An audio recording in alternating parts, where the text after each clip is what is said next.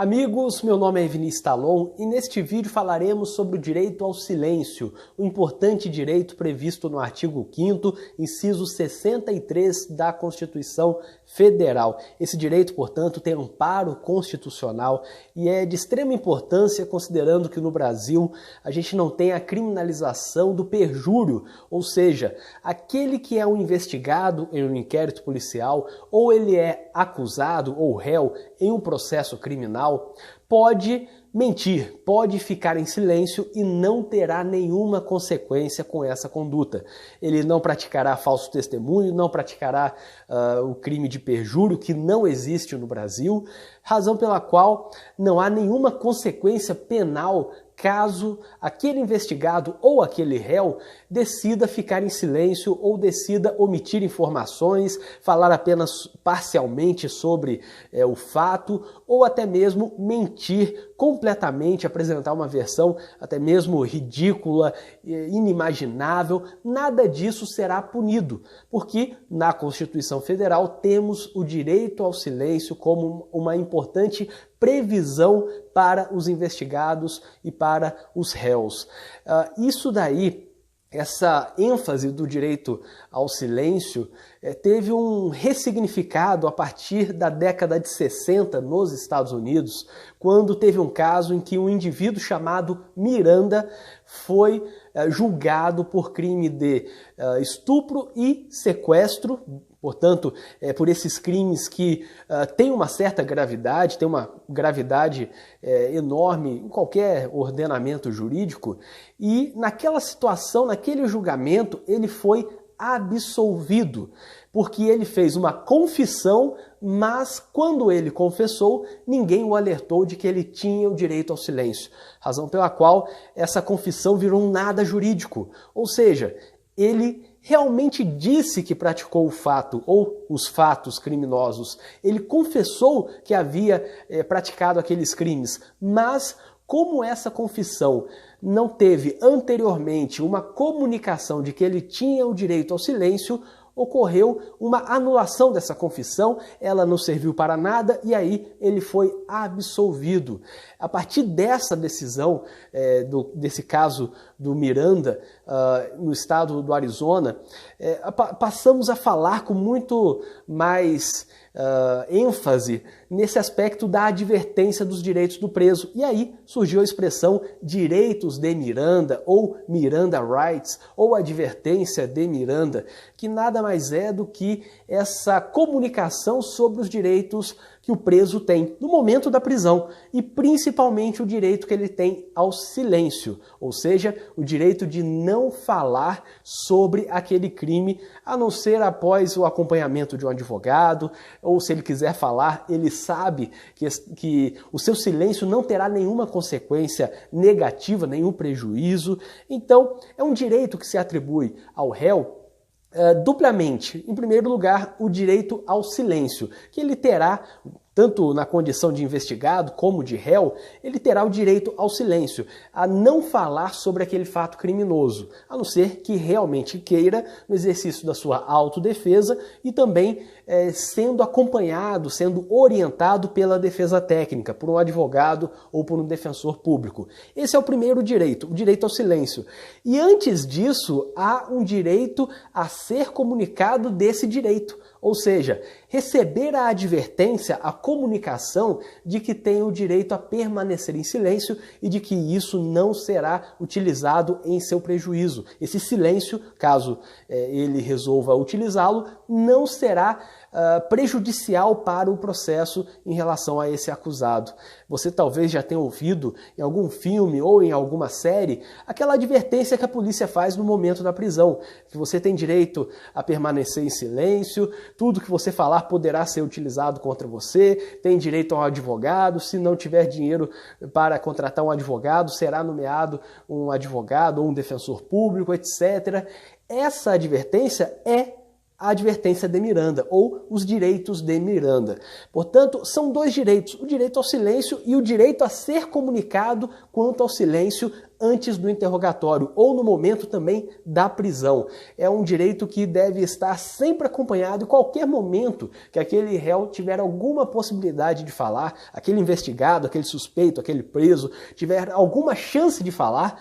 Antes disso, ele tem que ser cientificado de que pode permanecer em silêncio, não é obrigado a falar. Se ficar em silêncio, não terá nenhuma consequência negativa. Caso contrário, tudo que ele falar logo em seguida, após essa não cientificação do seu direito ao silêncio, é imprestável, não serve para nada. É um nada jurídico. No Brasil, a gente não tem propriamente essa previsão dos direitos de Miranda da forma como é exposta nos Estados Unidos, mas temos também aqui algumas limitações quanto à utilização do réu ou do investigado como meio de prova. A gente sabe que no Brasil ninguém é obrigado a produzir prova contra si mesmo.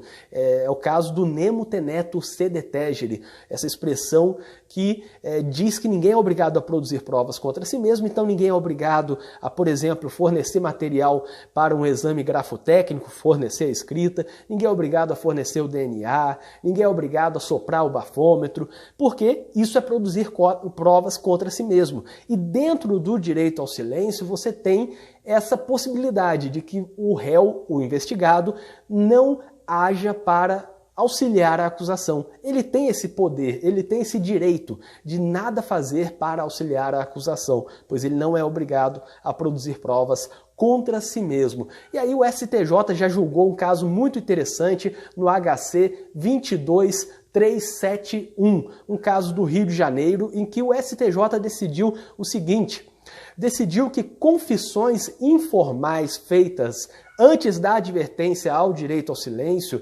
e sem a possibilidade de conversar com um defensor, com um advogado ou um defensor público, são um nada jurídico. Ou seja, se aquele investigado confessa informalmente para a polícia que praticou o crime, sem que antes ele tenha sido advertido de que poderia permanecer em silêncio, e sem que antes ele tivesse a possibilidade de conversar com um defensor, com um advogado, de forma reservada, se ocorreu uma confissão nessas condições, essa confissão é um nada jurídico, ela não pode fundamentar uma denúncia, não pode fundamentar uma condenação, porque ela não existe no mundo jurídico. É como se ela não existisse porque decorreu de uma violação à lei. Violação do dever de informar quanto ao direito ao silêncio, que é um grande direito, e também uma violação do dever de permitir. As autoridades devem permitir que o advogado esteja acompanhado que o investigado ou o acusado esteja acompanhado de um advogado e que possa falar com esse advogado anteriormente, antes do seu interrogatório, de forma reservada. Só assim a autodefesa poderá estar em acordo com a defesa técnica. E aí temos o exercício da ampla defesa. Portanto, o direito ao silêncio, apenas para recapitular, tem fundamento constitucional, faz com que não tenhamos no Brasil, apesar de haver projeto sobre o crime de perjúrio, mas no momento ainda não temos essa tipificação e quando aprovada, se for aprovada a proposta para termos o crime de perjúrio, eu creio que ela será muito criticada e muito analisada de acordo com a Constituição, talvez até declarada inconstitucional essa tipificação.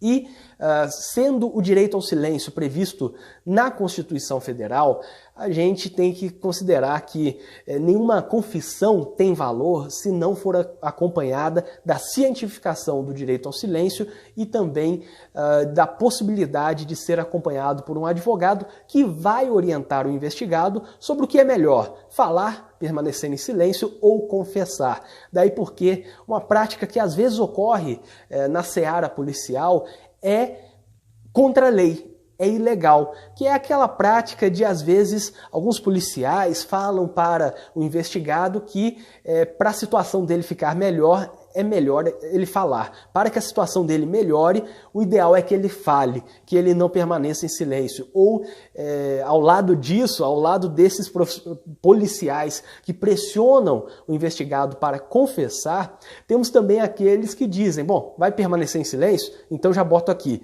E aí não tomam o depoimento e talvez por esse motivo a gente tenha tantos inquéritos policiais em que o interrogatório está apenas com aquela informação. Fez uso do direito ao silêncio, disse que somente falará em juízo.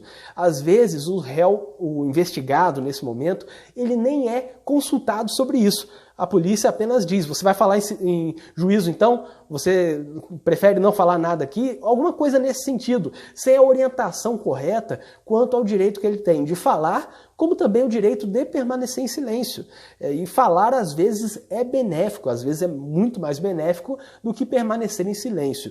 Desse modo, temos então esse direito ao silêncio como um importante direito que deve ser muito melhor analisado e em outros vídeos eu poderei falar um pouco mais sobre esse assunto. Eu espero que vocês tenham gostado deste vídeo. Inscrevam-se aqui no canal e ativem as notificações para vocês saberem sempre que for lançado um vídeo novo aqui no canal. E para quem tiver interesse, eu vou deixar na descrição deste vídeo um link para alguns cursos em que eu leciono, por exemplo, curso de Direito Penal, Processo Penal, Execução Penal, Prática e Execução Penal, curso para advogados sobre prospecção de clientes, marketing e outras coisas. Então, quem tiver interesse pode entrar nesse link que está na descrição e até fazer um teste gratuito em alguns dos cursos. Durante 7 dias, sem nenhum custo, poderá testar esses cursos. E eu vejo vocês no próximo vídeo. Até lá!